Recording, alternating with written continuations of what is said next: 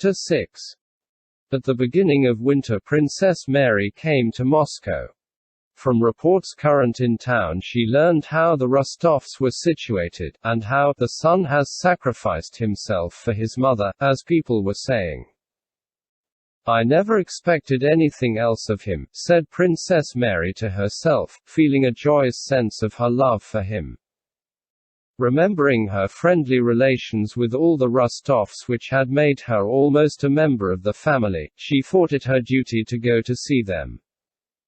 But remembering her relations with Nicholas in Voronezh, she was shy about doing so. Making a great effort, she did however go to call on him a few weeks after her arrival in Moscow. Nicholas was the first to meet her, as the countess' room could only be reached through his. But instead of being greeted with pleasure as she had expected, at his first glance at her his face assumed a cold, stiff, proud expression she had not seen on it before.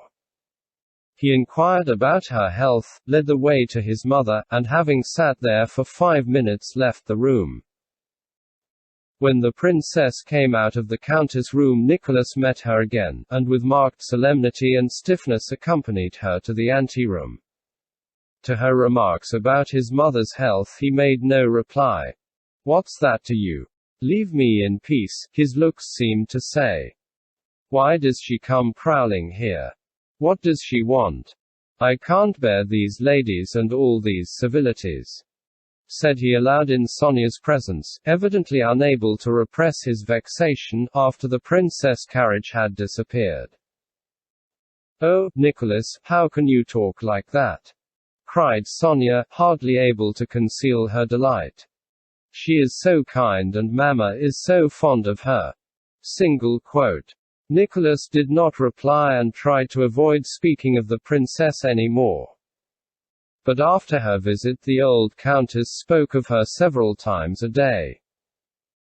She sang her praises, insisted that her son must call on her, expressed a wish to see her often, but yet always became ill-humored when she began to talk about her.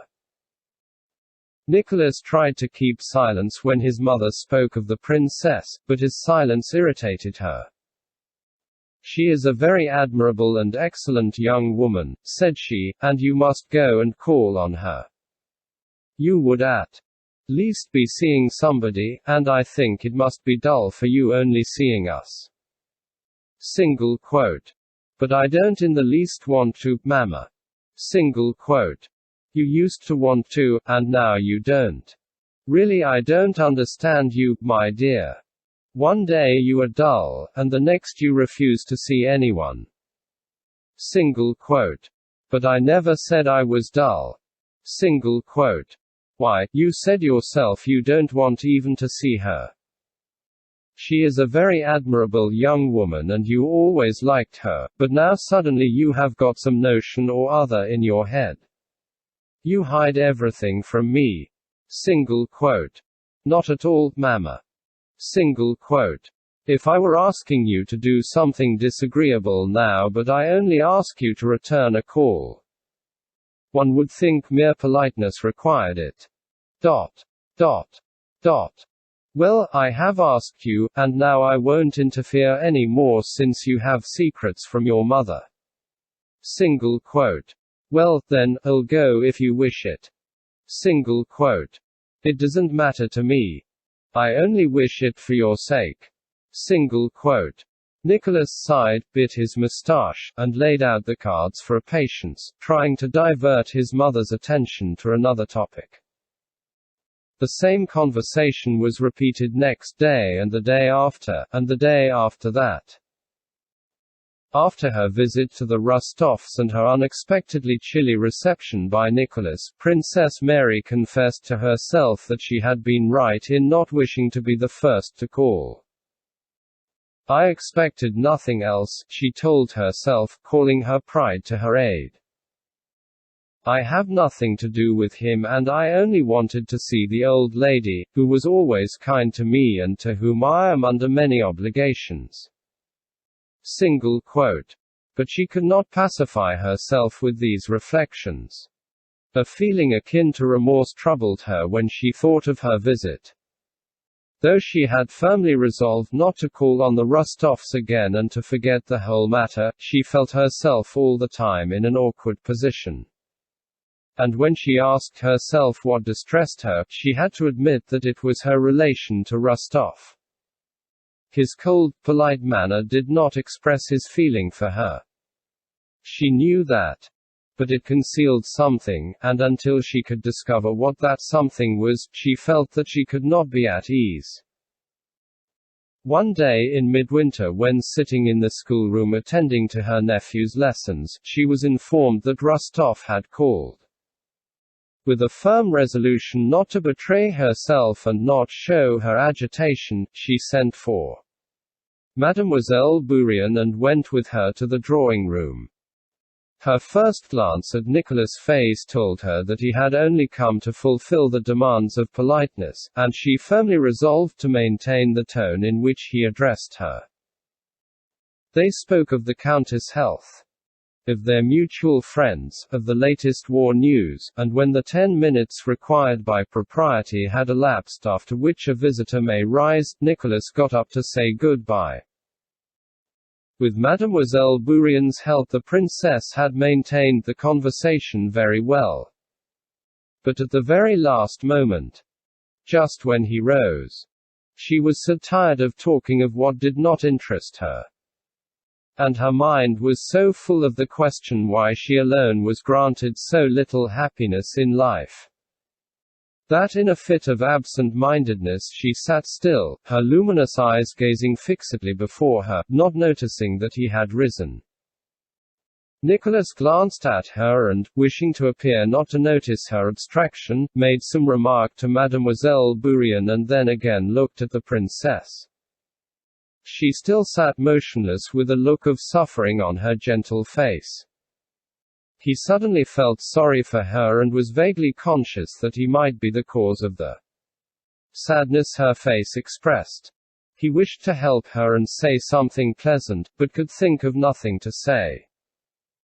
"Goodbye, princess," said he. She started, flushed, and sighed deeply. "Oh, I beg your pardon," she said as if waking up. "Are you going already, Count? Well then, goodbye." "Oh, but the cushion for the countess." "Wait a moment, I'll fetch it," said Mademoiselle Bourienne, and she left the room. They both sat silent, with an occasional glance at one another. "Yes, princess," said Nicholas at last with a sad smile, "it doesn't seem long ago since we first met at Bogucharovo, but how much water has flowed since then. In what distress we all seemed to be then, yet I would give much to bring back that time. ... But there's no bringing it back." Princess Mary gazed intently into his eyes with her own luminous ones as he said this. She seemed to be trying to fathom the hidden meaning of his words which would explain his feeling for her. "Yes, yes," said she, "but you have no reason to regret the past, Count. As I understand your present life, I think you will always recall it with satisfaction, because the self-sacrifice that fills it now. ... I cannot accept your praise," he interrupted her hurriedly.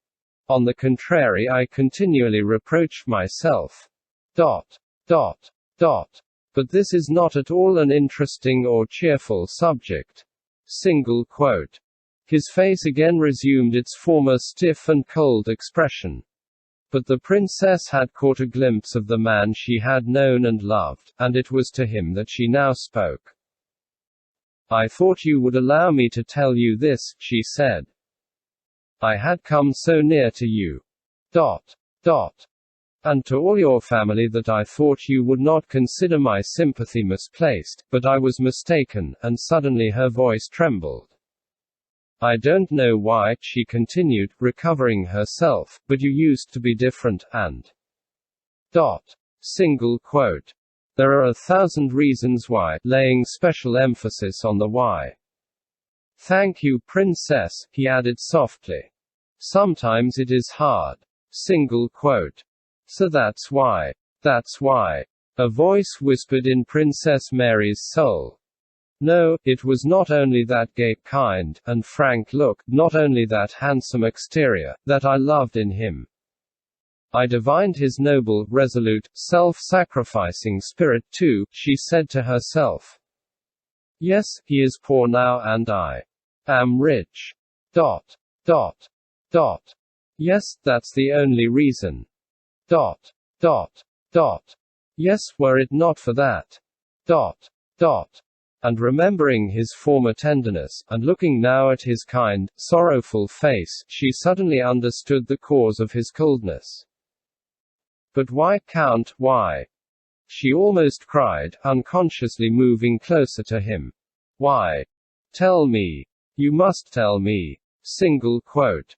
He was silent. I don't understand your why, Count, she continued, but it's hard for me. Dot. Dot. I confess it. For some reason you wish to deprive me of our former friendship. And that hurts me. There were tears in her eyes and in her voice. I have had so little happiness in life that every loss is hard for me to bear. Dot. Dot. Dot. Excuse me, goodbye. And suddenly she began to cry and was hurrying from the room. Princess, for God's sake! He exclaimed, trying to stop her. Princess! She turned round. For a few seconds they gazed silently into one another's eyes, and what had seemed impossible and remote suddenly became possible, inevitable, and very near.